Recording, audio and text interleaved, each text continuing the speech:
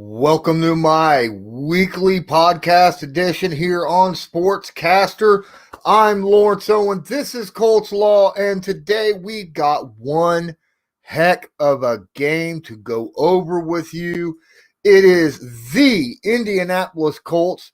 They are hosting the Baltimore Ravens, and this is going to be a fun time for everyone to deal with, because I've got Joe Noobo with me, but he's not here yet, sadly. But I'm sure he will be as soon as he's able. Actually, both myself and he has been a little late. Obviously, I've had issues with problems. What's going on, Alpha Wolf? I've had issues with my truck. Yes, I get paid, but at the same time, you got to understand, man,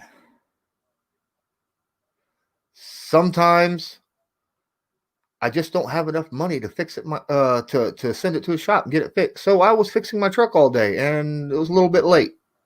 Oh, it was an 04 Trailblazer, and my upper control arms and ball joints needed replaced, both of the front end, and that was rough. Oh my goodness. I got the passenger side done. I do not have the driver's side. Driver's side will be done tomorrow. No, it's just bad stuff. The ball joint wore out and the bushings and the control arm went bad. So just had to buy all new control arm with the bushings and a brand new ball joint. It's just, used. Needs to be replaced. Nicked my hands all up. I didn't get all the grease and grime off of the fingernails and stuff, so my bad. You'll probably see my hands once in a while, but I can't help that. Joe Noobo, my guy on Sportscaster News, will be here shortly.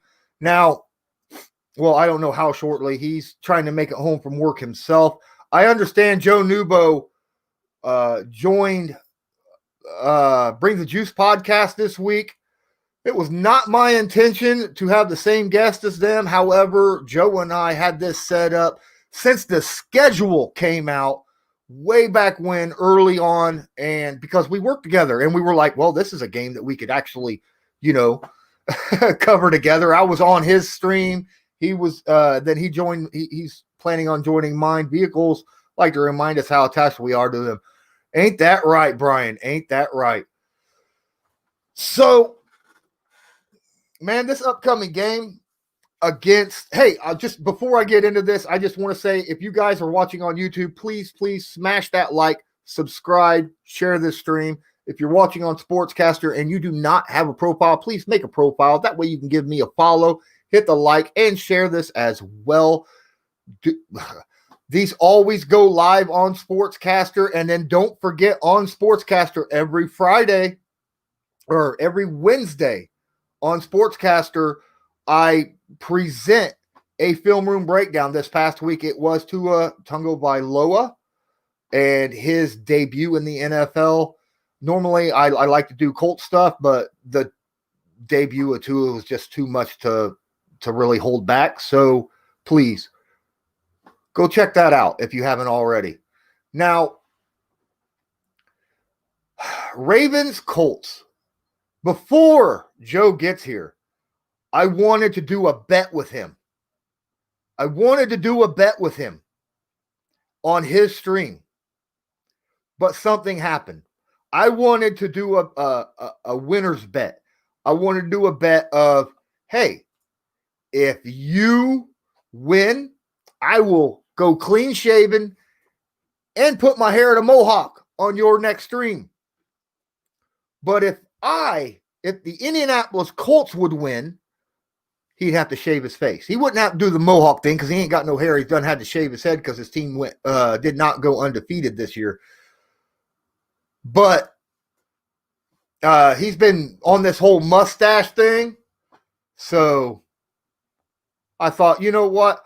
If you guys watch me, I have always had at least a goatee. Sometimes I shave this stuff off, but this is always here on the daily. I trim my goatee up so it don't get in my mouth because that's just gross. but I always have my goatee going. But hey, let's talk about Colts Ravens. Boy, this is going to be a difficult matchup, man. I mean, I get it. Both these teams right now are going through a COVID situation. Now, the Ravens are more into the COVID situation than the Colts. Marlon Humphrey for the Ravens is out for this game. They got 6 guys in the protocol to go along with him because they were within that, 6-foot radius thing of Marlon Humphrey, which is like half of their defense, believe it or not. So they all have to make it all the way through Saturday morning's tests before they're allowed to play. But they cannot and have not practiced all week. And we're talking guys like Matt Judon and them, So that's a big time. I don't remember they'll all play except for Marlon Humphrey, is what I'm guessing. As long as they don't test positive today or tomorrow, then all of them except Marlon Humphrey will play. Marlon Humphrey is not playing because he has COVID. So as for the Indianapolis Colts, a staff member, if you have not heard, a staff member came down with COVID. It was not a coach. It was not a player. However, they still got to make sure that anyone that was around him, if they were, go through the protocol as well. And so they have to be able to, they can't practice, which is kind of curious to see some of the names of did not practice, but not injury related, right? On the lists for the injury report this past week. I'm wondering if they are on that protocol or not. So hopefully they actually play because the Colts are going to need everybody healthy and everybody playing in this game. Everyone. Let's go ahead and take a look at the Indianapolis Colts. Well, heck, I can't even spell worth a darn. The Indianapolis Colts injury report.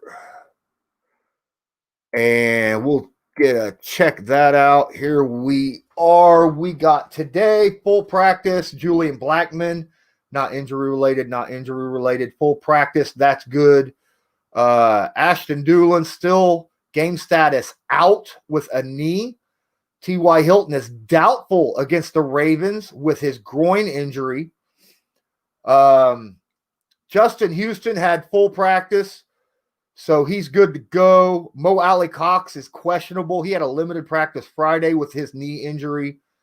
And Marcus Johnson also has a knee injury, even though he ran full practice today. He is questionable. I'm telling you, we are going to need Marcus Johnson in this game as at least some kind of a deep threat. You know what, Jonte Glenn? I just wanted to talk to you. Jonte Glenn says T.Y. ain't good anymore anyways. And I just want to say this. Earlier this season, right before the draft, I put out my draft picks. And I threw out a trade involving the Indianapolis Colts first-round pick and T.Y. Hilton to the the Detroit Lions for their pick. And I was going to select Tua. And you know how much of a blowback I got from Colts fans because I put T.Y. Hilton in that list, even though I was like, you know what? The last 2 years, you've been seeing kind of a downfall of T.Y. He's been injury prone. People don't want to say that. They get angry at you, but they're like, well, he's only missed so many games the past 2 seasons, but he's played a bunch of games with those ankle injuries, right? The high and low ankle sprain. Remember that when he ran that with Andrew Luck back in 2018 for like 6 straight games? He wasn't effective at all. He was just out there as a, someone that they had to cover. Looky here, we got a guy named Joe Noobo that is joining me in his car, I think. What is up with that? Looks like he's having a little bit of problems with his phone. What's going on, my guy? I'm not hearing. Oh boy. Is this my fault? Because I can't hear you at all. Oh boy. Can you hear me? Hello, hello. Hello, hello. My Can you hear me? Oh gosh. It's so bad. I don't know if it's my phone or yeah, I'm not hearing it's Jack. probably my phone, man, because you're breaking off. You can't hear me? It's me, most likely. Hold on a second. No audio from Joe. Okay, Brian and Brian's saying, "Oh, okay, they can hear you now, but I can't hear you." So they can hear me. What in the world is wrong with me here? Why am I not being able to hear him? This is not right. Mess. You guys can hear Joe. I can't hear Joe. What I'm going to do, since I can't hear Joe, is when he comes back, I'm going to have him just state what he would like to talk about. There's something wrong with my headphones. I don't know what it is. But I'm obviously not hearing anything. Oh, I know why I'm not hearing anything.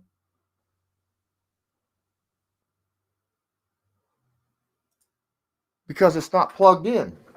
It would help if my headset was plugged into the computer. Wow, I am slow. My fault, guys. There it is. Now I have audio. When he gets back, we'll be able to hear him. My fault, ladies and gentlemen. Like I said, man, I was working on my truck and I was in a rush to try to get my thumbnail down and everything like that. So it kind of just screwed me up.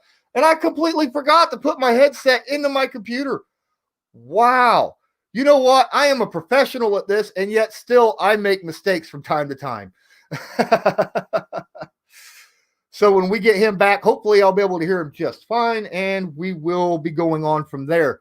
But yeah, I would like to say that TY, on the whole TY situation, I think that it could be just, the way he runs routes.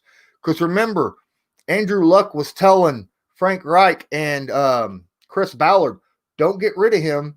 He just runs routes differently. Right? So that could be a situation with Phillip Rivers just not understanding his routes, knowing where he's going to be and when he's going to be there. So that's just something that would take time with TY in order to get connected together. No, it's not because he's a Ravens fan. Man, Joe's an awesome dude. Awesome dude, man. I do a lot of stuff with him on Sportscaster. I join his streams all the time on YouTube and Sportscaster, even on his podcast.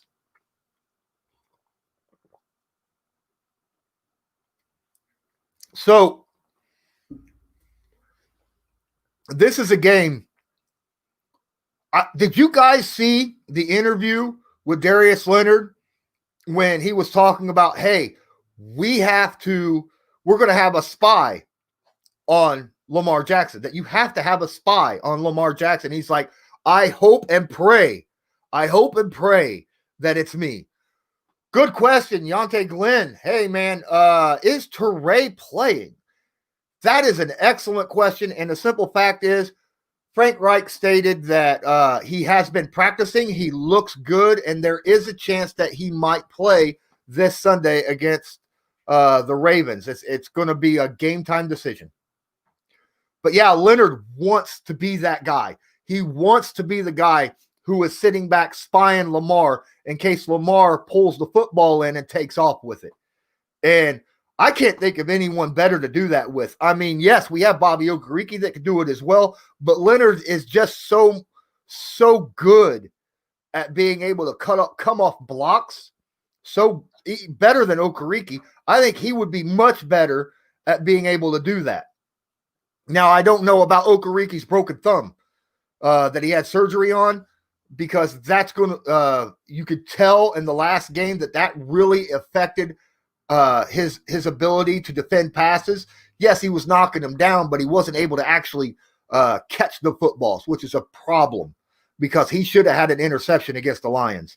And we all know it, and we all saw it. Glenn says, how much better would the defense be with Teray? Well, on passing downs, guaranteed like 3rd and long, 2nd and long, incredible. Because Kemoko Teray, if you haven't seen it, this was back when I first started doing my streams, but you can go back and check my Kemoko Teray breakdown from last year. He was nearly unstoppable many games. I mean, against the Chiefs, he was held probably 5 times, right? By running backs, by offensive linemen, not to mention the fact that he got his sacks, he got his hurries, he got his pressures. He was until he busted his ankle in week 5, at the end of week 5 in the game against Kansas City, he was listed as the number 1 pressure percentage guy in the NFL, period. That says a lot. That says a lot. So I really, really hope that Teray comes back because we could use those guys. We don't have a lot of guys who have ridiculous speed with bend, and that's what Teray is. Teray is that guy that has ridiculous bend and really, really good edge speed and could get around the corner and get into somebody really, really fast, really easy. Hey, Joe, this was my fault. My headset was not plugged in. Well, that's not the first time that's happened to you, Lord. So I'm used to well, it by now. Also, I mean, it's just like you and me. I mean, that's like I was telling them, right? We may be professionals, but we're busting our butts all day today. You was at work. I was working on my truck. I come in here, I'm scrambling to get my thumbnail and all the streams and stuff set up, and I just forgot to plug it in. So it's the simplest of things that get us. It is the simplest of things that usually get us. It is. Now, I was going to say something to you in my stream with you the other day, but then you went off and screwed it up completely for me. Why is that? Because of your prediction of the game. Okay. Now, I was going to make a bet with you.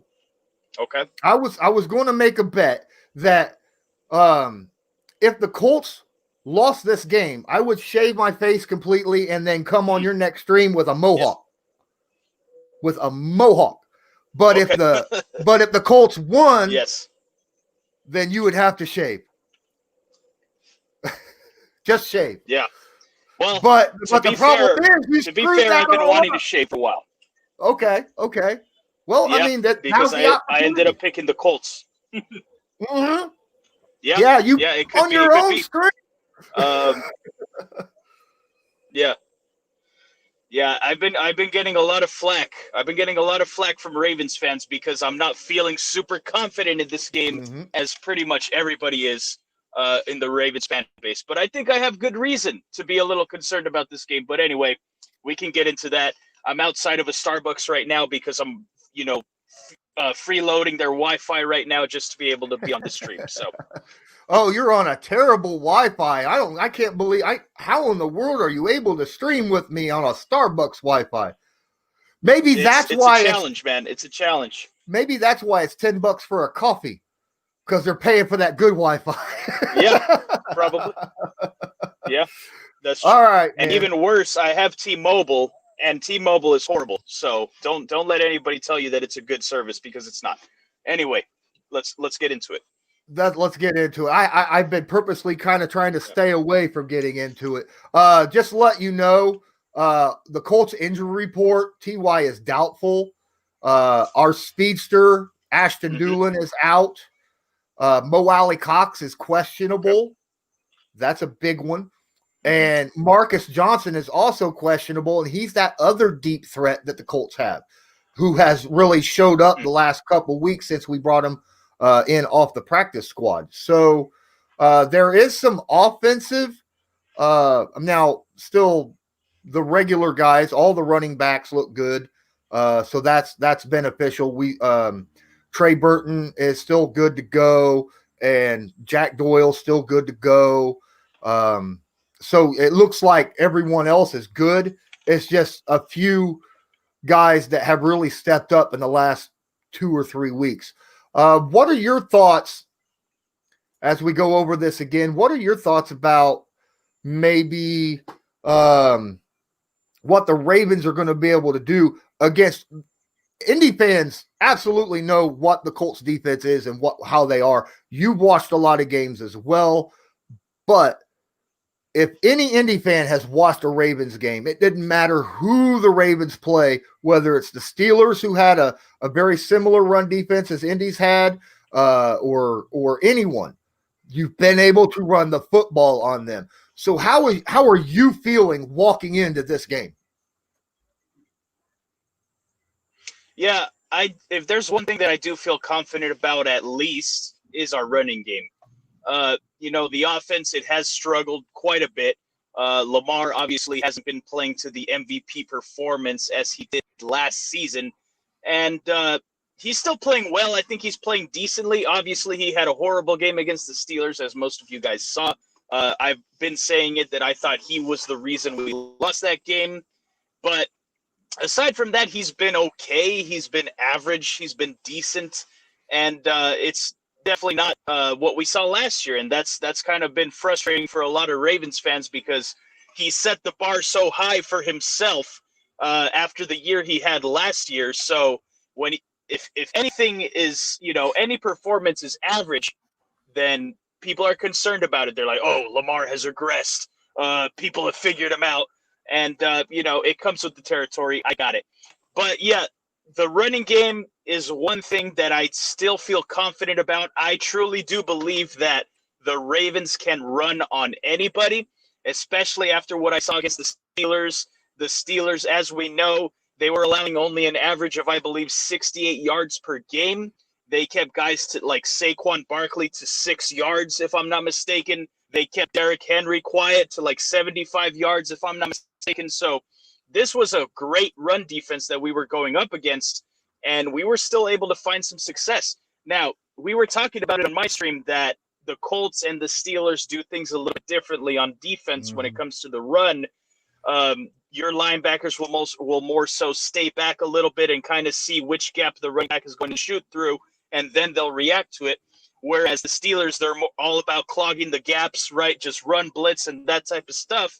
And we were able to take advantage of that. So I don't think we'll have like the same type of day as we did against the Steelers, where we're just breaking off big chunks on the ground, like 10 yards, 11 yards, 12 yards.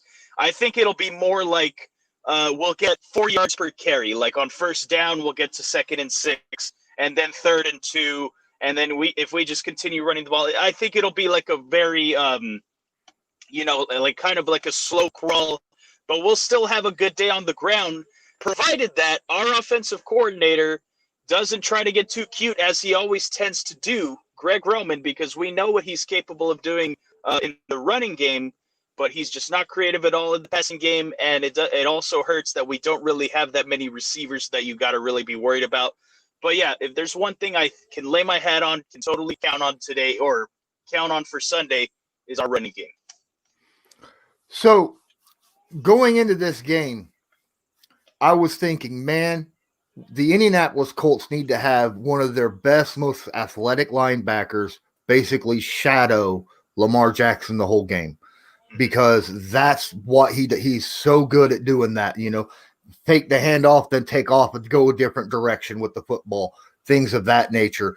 Now, on an interview earlier this week, I was talking about with the guys before you showed up.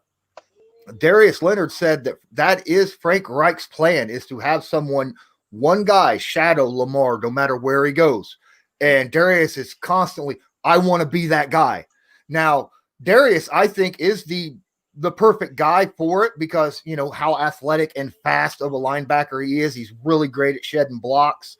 But that kind of limits Indy in a little bit, because Darius is also incredibly good in the pass at covering not just tight ends and running backs, but we've seen this guy come in and just straight up pass defense some of the best wide receivers in the NFL.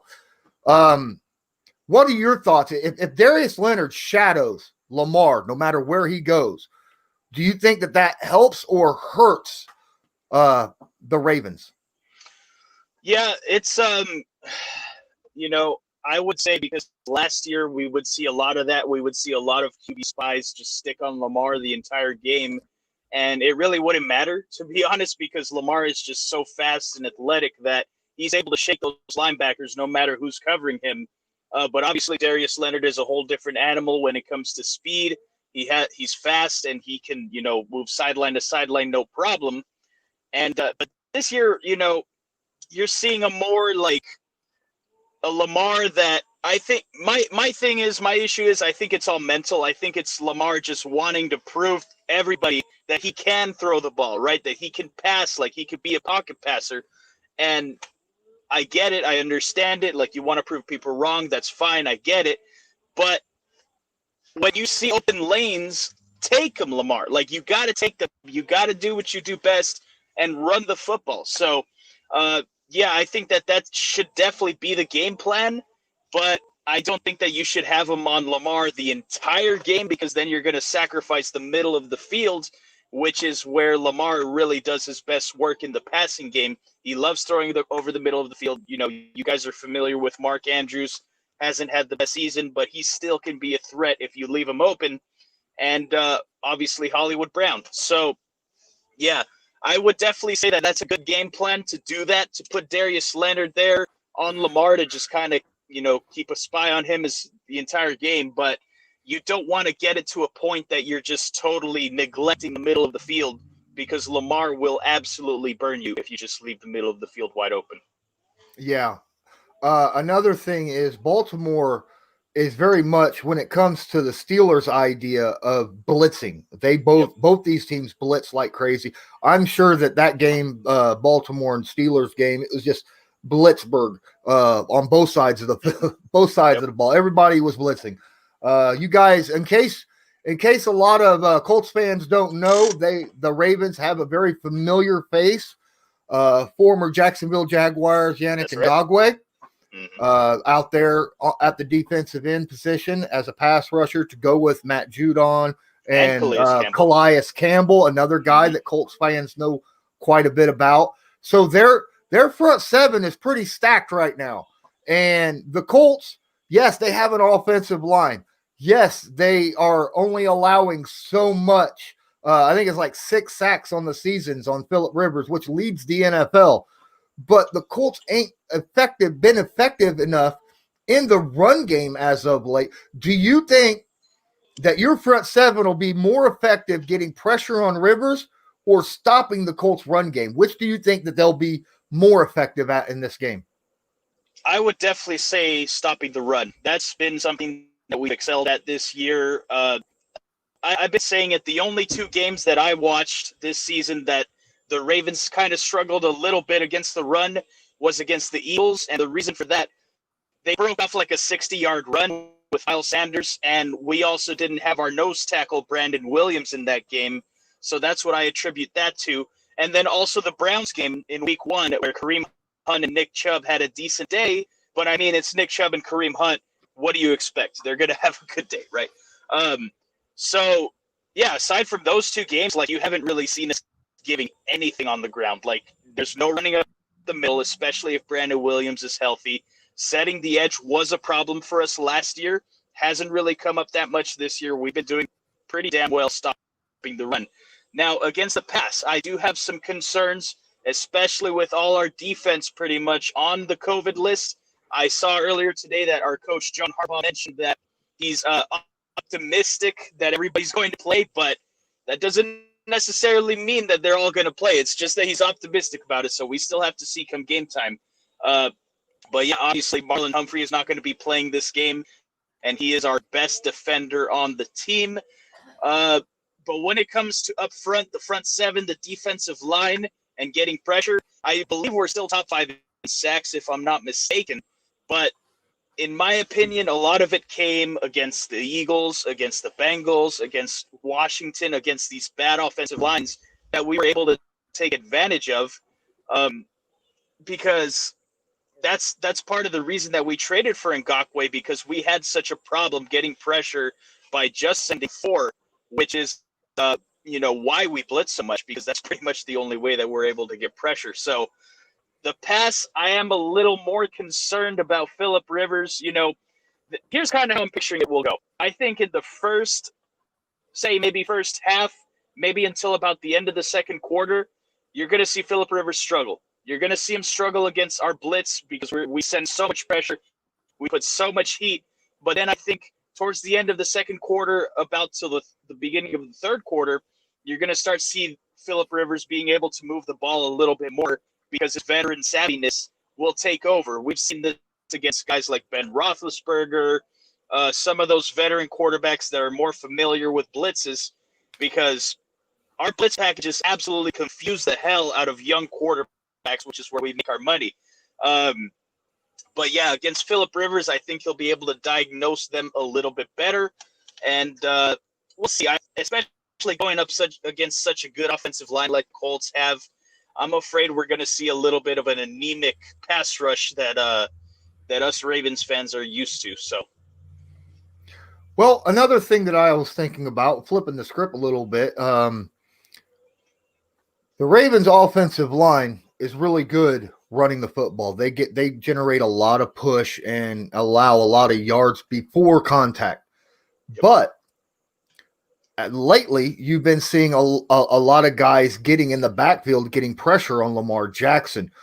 The Indianapolis Colts, as you know, have got some very good premier and no-name guys who could do that. We may even have Kemoko Turay back. We've got Justin Houston. DeForest Buckner's just an absolute beast. When you send blitzes from the linebacker core once in a while, they generate a lot of pressure. They get a lot of penetration behind that line. Do you think Lamar is having issues, or do you think that he's going to start to, I don't know, kind of settle down when he sees the pressure in his face rather than what you've been seeing as of late? Yeah, it's been a huge problem. It has been a huge problem for Lamar. I think that the loss of Marshall Yanda was huge for us for the offensive line, because Lamar just felt so comfortable in the pocket because he knew nobody was getting past Marshall Yanda, right? So, but now he's getting pressure from all sides. Not only is he getting pressure from that right guard spot that he wasn't used to, now it's coming off of the edge. No run. And,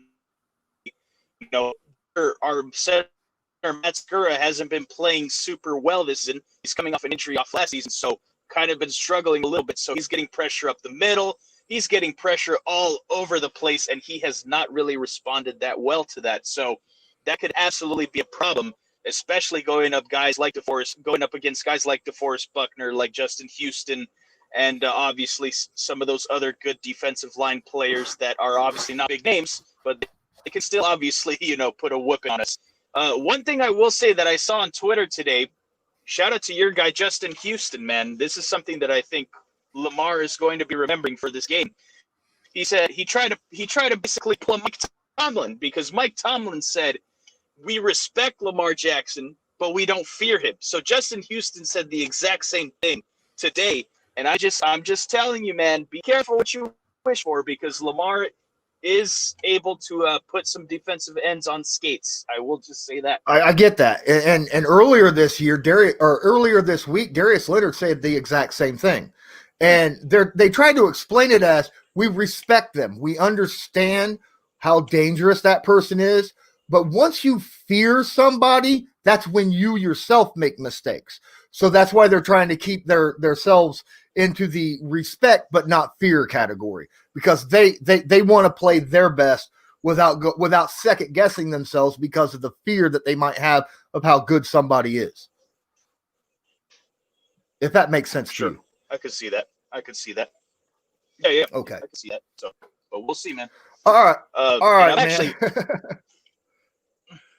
no, I just wanted to add one more thing. I still am not feeling super confident about the game. Even as a Ravens fan, I still think that we have a good chance to win the game, but I wouldn't be surprised if we lose.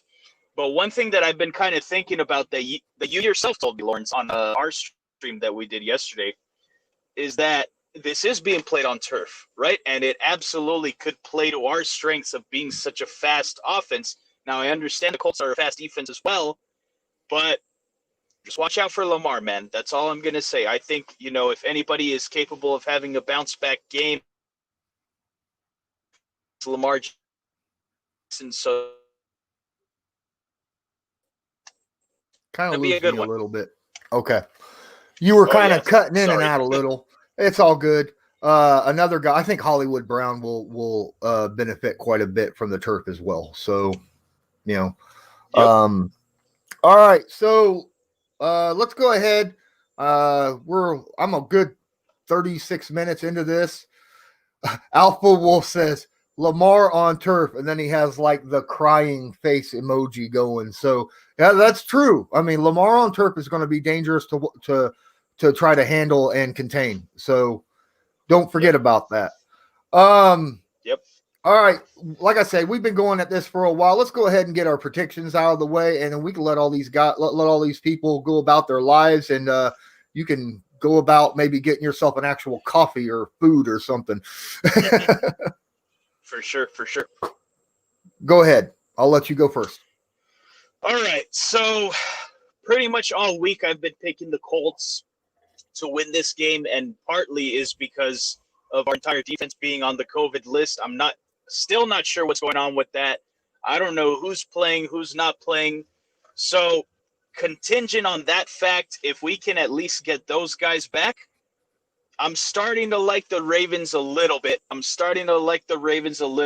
But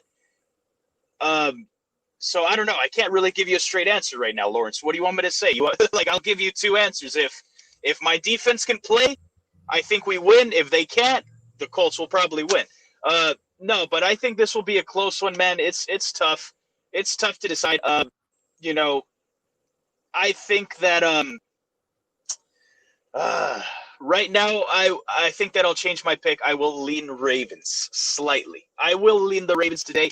It could probably change again by Sunday, by the time we start, because this is already the third time I'm picking this game, and the last two times I picked the Colts. Yeah, and this time I'm picking the Ravens on your channel, so I don't know. It keeps flip-flopping. We'll see how it So you want to take that bet since you're taking the Ravens? Let's do it, man. I'm down. All right. That sounds great with me. I'm agreeing with you, though, that no matter what the outcome of this game, I don't think this is going to be a blowout game by any team.